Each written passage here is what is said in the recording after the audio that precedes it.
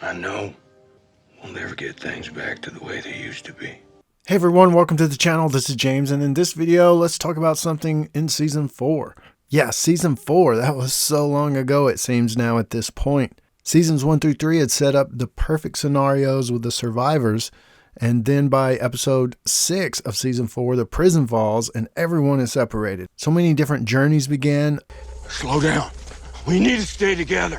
Of course, leading to one of my favorite arcs in the series, the Season 4 second half and Season 5 early episodes of Terminus story arc. Rick and Carl are on their own. They escape the overrun prison. Rick being shot and beaten. He's in a really bad shape. Carl is sad, the loss of everyone, especially Judith. They both, Rick and Carl, think she got eaten by walkers. And he's angry. He's angry at Rick for not going after the governor before the governor came for them. Because he blames a lot of it, like what happened to the prison, on his dad. Michonne, she's on her own as well.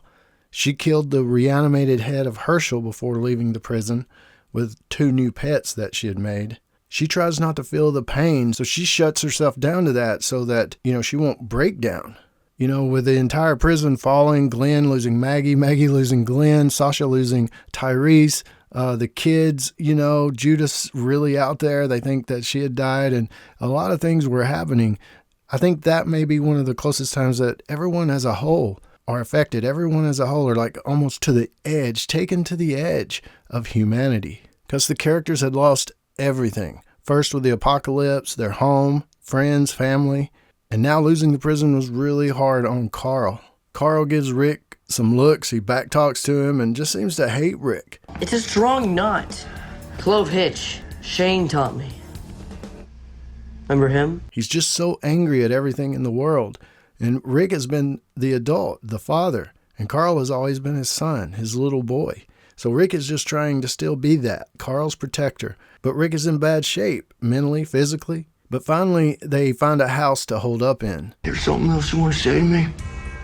Michonne, she's out in the world with walkers everywhere. She has a dream about Mike, her boyfriend, Terry, his friend, and Andre, her son. It shows us her anger toward what happened with Mike and Terry. Her backstory is that she had left her son with them, and came back to them all dead. Everybody was dead, her son included.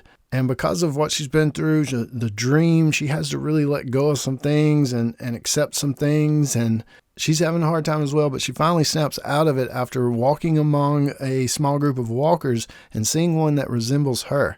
Seeing almost an image of who she could have been snaps her out of it. She chooses to let that anger go, not become one of the walking dead, and she kills all of the walkers. Rick ends up passing out on the couch at that house, and Carl goes out to look around the neighborhood.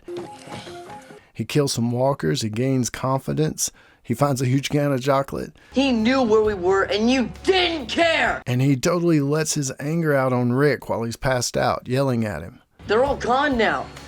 Because of you! I'd be fine if you died. That night at the house, it seems that Rick has died and turned into a walker. Carl points the gun at him. He thinks he can do it, but ultimately can't do it. He realizes he still needs his dad. He still loves him. He'd reached his breaking point right there. Carl. And then Rick says his name. Carl acknowledges he's scared. That morning, Rick realizes his little boy is becoming a man, and he accepts that. You're a man, Carl. About a boy becoming a man, and a man accepting that. I'm sorry. Then Michonne finds them, and how happy she is. All 3 have been on a personal journey of letting go of their anger, refinding hope, forgiving themselves, and forgiving others' weaknesses and failures.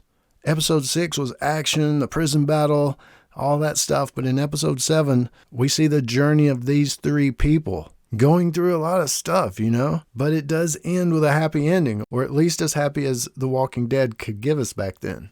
Once back together, you can see how happy they are just before Joe catches up with them. And of course, Terminus tries to barbecue them for dinner. And back then, watching season 4, who could ever think that we would end up here? So far into the story, Rick leaving, finally reuniting with family and the ones who live. All of the characters who have died and the ones who lived. You know, in the comic, Judith does not survive the prison. So back then, 98%, I think it was, probably thought that they really did it. Off screen, but they did it. They killed Judith. But they didn't.